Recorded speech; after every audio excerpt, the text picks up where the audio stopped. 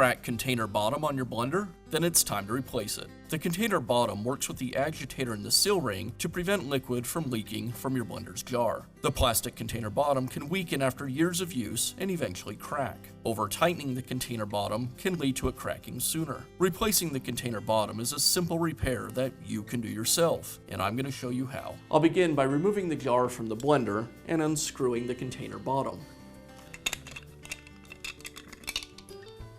Here I have the new container bottom. I'll swap the agitator and seal assembly over to the new container bottom. The seal should go on top of the agitator, not between the agitator and the container bottom. I'll finish by screwing the new container bottom onto the jar.